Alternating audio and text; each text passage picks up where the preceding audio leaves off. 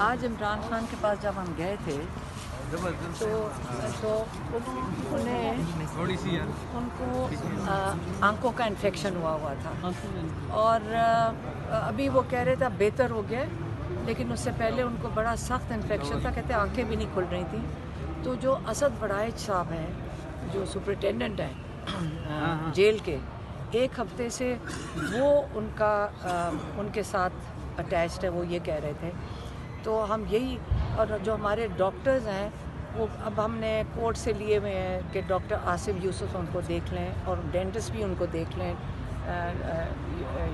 وہ سمینہ نیازی، یہ دونوں کی اجازت نہیں مل رہی ہے۔ اور اس لیے میں پبلکلی یہ بات اس لیے کر رہی ہوں کہ آپ یہ سوچیں کہ یہ کتنی غلط بات ہے۔ عمران خان کی صحت، اگر ان کو انفیکشن سالٹری میں انفیکشن کیوں ہوا ہے آنکھ میں؟